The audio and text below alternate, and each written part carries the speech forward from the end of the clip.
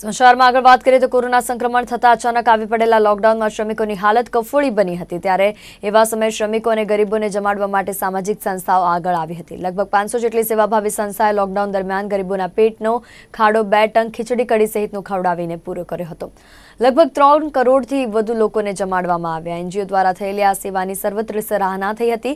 જો કે હકીકત કંઈક જુદી જ આરટીઆઈમાં સામે આવી છે, જેમાં સેવા કરનારી સંસ્થાઓએ લાખો કરોડો રૂપિયાના બિલ પાલિકામાં મૂકી પાસ કરાવી લીધા હોવાનું સામે આવ્યું છે। સેવાના નામે મેવા ખાનારી સંસ્થાઓ સામે ફરિયાદ કરવામાં આવી છે, ત્યારે પાલિકા દ્વારા તપાસ થવી જોઈએ તેવી માંગ કોંગ્રેસના એક નગરસેવકે કરી છે।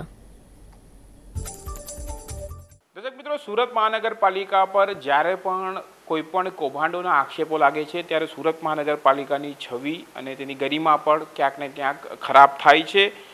જો કોઈ એવું ન થવું જોઈએ, પણ શા માટે એવું થાય છે એ અગત્યનું છે અને એ જ સવાલો હાલ કોંગ્રેસના નગરસેવકે એક પત્ર લખી પૂછ્યા છે અને આ અંગે ખાતાકીય તપાસની પણ માંગ કરી છે, વિવિધ તપાસની માંગ કરી છે। શું છે સમગ્ર વિગત આપણે વિજય પાનસુરિયા જોડે વાત કરીએ। વિજયભાઈ, શું પત્ર લખ્યું છે, શું છે એમાં ઉલ્લેખ?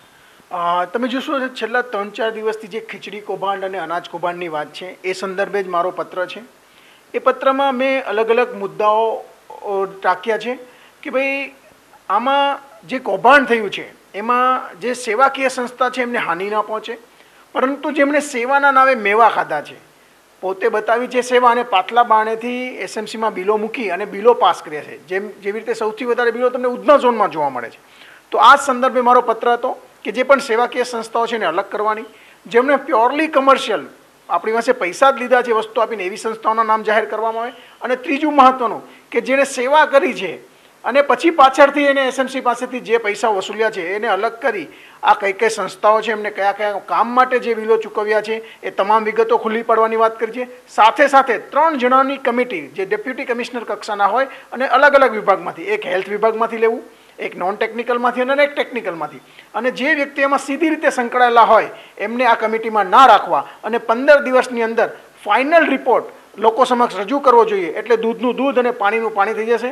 જે સેવાકીય કાર્યોને લીધે ઓલરેડી જે સુરતની છબી ખરડાઈ છે એ ખરડાવી ના જોઈએ। હાલ તપાસની માંગ કરી છે, ડેપ્યુટી કમિશનર જેવા અલગ અલગ ખાતાના 3 અધિકારીઓની નિમણૂક કરવામાં આવે અને આ અંગે 15 દિવસમાં રિપોર્ટ સબમિટ કરવામાં આવે, લોકો સમક્ષ સમગ્ર ખુલાસા કરવામાં આવે, હાલ તેવી માંગ તેમની છે।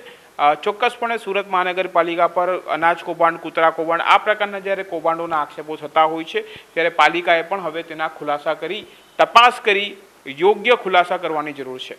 કેમેરામેન અલમાસ ખાન સાથે કાદિર શેખ, સુરત।